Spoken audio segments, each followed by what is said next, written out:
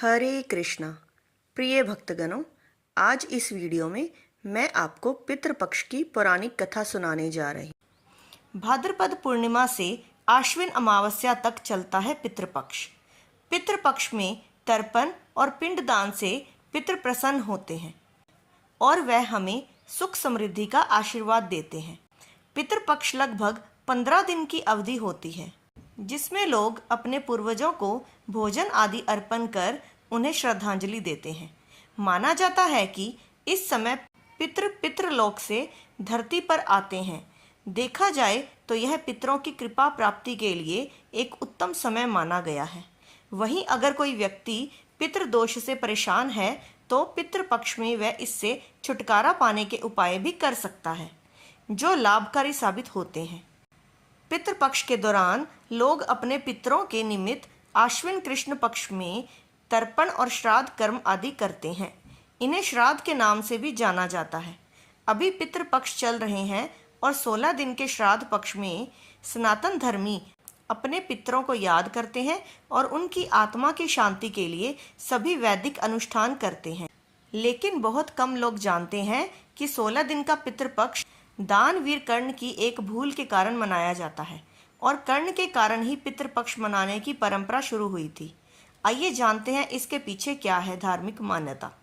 पुराणों के मुताबिक पितृपक्ष में दान पुण्य का विशेष विधान होता है और इसका फल जीवात्मा को स्वर्ग लोक में प्राप्त होता है। महाभारत के अनुसार सबसे पहले महातपस्वी अत्रि ने महर्षि निमि को श्राद्ध के बारे में उपदेश दिया था। इसके बाद महर्षि निमि ने श्राद्ध करना शुरू कर दिया।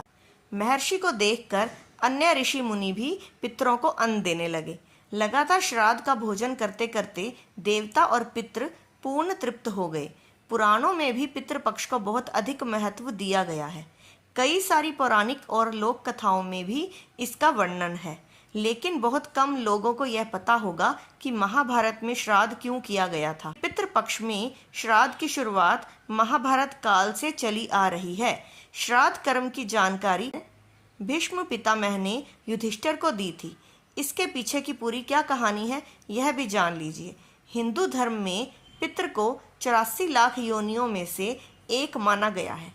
मान्यता है कि विभिन्न लोकों में रहने वाले ये दिव्य आत्माएं संतुष्ट होने पर व्यक्ति पर अपना आशीर्वाद बरसाती हैं, जिससे मनुष्य को धन, यश, कीर्ति आदि की प्राप्ति होती है और कुल की वृद्धि होती है। इस तरह से देखें तो पितृपक्ष के दौरान किया जाने वाला श्राद्ध पूर्वजों के प्रति अपनी श्रद्धा और कृतज्ञता को व्यक्त करने का माध्यम है, जिससे प्रसन्न होकर पितृ सुख समृद्धि प्रदान करते हैं। मान्यता है कि जब मृत्यु के बाद सूर्यपुत्र कर्ण की आत्मा स्वर्ग पहुंची तो उन्हें वहां पर खाने के लिए भोजन की बजाय ढेर सारा स्वर्ण दिया गया। तब उन्होंने इंद्र देवता से इसका कारण पूछा तो उन्होंने कर्ण को बताया कि पृथ्वी पर रहते हुए उन्होंने कभी भी अपने पितरों के निमित्त भोजन, दान, तर्पण आदि नहीं किया। तब कर्ण ने जवाब दिया कि उन्हें अपने पूर्वजों के बारे में कुछ भी ज्ञात न था, इसलिए अनजाने में उनसे यह भूल हुई। दानवीर कर्ण अपनी दानवीरता के लिए जाने जाते थे और जीवन भर उन्होंने गरीब और जरूरतमंदों को धन और स्वर्ण का दान दिया। अपने दर पर आने वाले किसी भी व्यक्ति को उन्होंने बगैर धन दिए लौटने नहीं दिया। लेकिन कर्ण ने अपने जीवन काल में अन्न दान नहीं किया। अंतिम समय में जब कर्ण ने मृत्युलोक छोड़ा और स्वर्ग पहुँचे तो खूब सोना दिया गया और खाने के लिए कुछ भी नहीं दिया गया। कर्ण ने जब भगवान इंद्र से इसका कारण पूछा तो देवराज इंद्र ने बताया उन्होंने जीवन भर सोना ही दान किया है और पितरों की आत्मा की शांति के लिए कभी भी अन्न दान नहीं किया, इसलिए उन्हें अन्न नहीं दिया गया। तब कर्ण ने इस बात को लेकर अनभिज्ञता जाहिर करते हुए कहा कि मुझे अन्नदान के महत्व की जानकारी नहीं थी। कर्ण को जब अपनी गलती का एहसास हुआ तो उन्हें अपनी गलती सुधारने के लिए एक बार 16 दिन के लिए धरती पर भेजा गया था। इन 16 दिनों में कर्ण ने अपने पूर्वजों को याद करते हुए तर्पण किया और भूखे और गरीबों को अन्न दान किया और फिर स्वर्गलोक चले गए। ऐसी मान्यता है कि तभी से 16 दिन का पितृपक्ष मनाने की परंपरा चल रही है और इस दौरान लोग अपने पुरखों को याद कर भोजन का आयोजन करते हैं। साथ ही इस बात का भी ध्यान रखना चाहिए कि पितृपक्ष के दौरान यदि कोई भिक्षा मांगने आए तो उन्हें कभी खाली हाथ नहीं जाने देना चाहिए। पितृ कभी भी अपनी संतानों को परेशान नहीं करना चाहते हैं। वे बहुत दयालु होते हैं, लेकिन संतानों की उपेक्षा से दुखी हो जाते हैं, क्योंकि संतान के द्वारा श्राद्ध कर्म और पिंडदान आदि करने पर उन्हें तृप्ति मिलती है और वे अपनी संतानों को धन धान्य और खुश रहने का आशीर्वाद देते हैं। पितर ये नहीं चाहते कि उनकी संतानें उनको तृप्त करने के लिए बहुत कुछ करें। वे श्रद्धा भाव से किए गए श्राद्ध को खुशी से स्वीकार करते हैं। कहा भी गया है कि श्रद्धा के बिना श्राद्ध अधूरा होता है।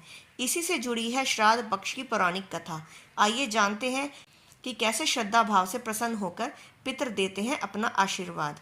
पौराणिक कथा के अनुसार जोगे और भोगे नाम के दो भाई थे। दोनों अलग अलग घरों में रहा करते थे।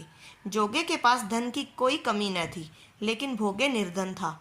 दोनों भाई एक दूसरे से बहुत प्रेम करते थे, लेकिन जोगे की पत्नी को धन का अभिमान था, तो वहीं भोगे की पत्नी सुशील और शांत स्वभाव की थी। जब पितृपक्ष आने पर जोगे की पत्नी ने उससे पितरों का श्राद्ध करने के लिए कहा, तो जोगे ने इसे व्यर्थ का कार्य समझकर टालने की कोशिश की। लेकिन जोगे की पत्नी केवल अपनी शान दिखाने के लिए श्राद्ध का कार्यक्रम रखना चाहती थी, ताकि वह अपने मायके पक्ष के लोगों को बुलाकर दावत कर सके। जोगे की पत्नी ने कहा कि मुझे कोई परेशानी न हो, इसलिए आप ऐसा कह रहे हैं, लेकिन मैं सत्य कहती हूँ, मुझे इसमें कोई परेशानी नहीं है। मैं भोगे की पत्नी को बुला लूँगी, हम दोनों मिलकर सारा काम कर लेंगी। दूसरे दिन भोगे की पत्नी सुबह आकर सारा कार्य करवाने लगी। उसने अनेक पकवान बनाए, फिर सभी काम निपटाने के बाद अपने घर वापस आ गई, क्योंकि उसे भी पितरों का तर्पण करना था। जब पितर भूमि पर उतरे तो वे जोगे के यहाँ गए, तो देखा उसके ससुराल पक्ष के सभी लोग भोजन पर जुटे हुए हैं। वहाँ ये सब देखकर वे बहुत निराश हुए। उसके बाद जोगे भोगे के यहाँ गए, तो देखते हैं कि मात्र पितरों के नाम पर केवल अगियारी दे दी गई है। पितर उसकी राख चाटते हैं और भूखे ही नदी के तट पर पहुँच जाते हैं। कुछ ही देर में सारे पितर अपने अपने यहाँ का श्राद्ध ग्रहण करके इकट्ठे हो गए और बताने लगे कि उनकी संतानों ने किस किस तरह से उनके लिए श्राद्धों के पकवान बनाए। जोगे भोगे के पितरों ने भी अपना सारा कुछ बताया। उन्होंने सोचा कि अगर भोगे निर्धन न होता और श्राद्ध करने में समर्थ होता तो शायद उन्हें भूखा वापस नहीं आना पड़ता, क्योंकि भोगे के घर में तो खाने के लिए भी 2 जन की रोटी नहीं थी। ये सारी बातें सोचकर पितरों को भोगे पर दया आ गई। अचानक से वे नाच नाच कर गाने लगे कि भोगे के घर धन हो जाए, भोगे के घर धन हो जाए। सांझ का समय हो चला था, लेकिन भोगे के घर में खाने को कुछ भी नहीं था। उसके बच्चे भूखे थे। बच्चों ने अपनी माँ से कहा कि भूख लगी है। तब उन्हें टालने के लिए गुस्से से गरज कर भोगे की पत्नी ने कहा कि जाओ, आंगन में होदी औंधी रखी है, उसे जाकर खोल लो, उसमें जो भी मिल जाए आपस में बांटकर खा लेना। बच्चे जब वहाँ जाकर होदी देखते हैं तो वे दौड़े दौड़े माँ के पास जाकर कहते हैं कि माँ, होदी तो मोहरों से भरी पड़ी है।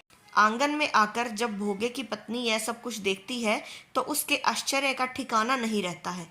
इस तरह पितरों के आशीर्वाद से भोगे भी धन धान्य से परिपूर्ण हो जाता है, लेकिन वह इस बात का बिल्कुल अहंकार नहीं करता है और अगले बरस पूरी श्रद्धा के साथ भोगे एवं उसकी पत्नी अपने पितरों का श्राद्ध करते हैं। भोगे की पत्नी पितरों के लिए 56 प्रकार के व्यंजन तैयार करती है।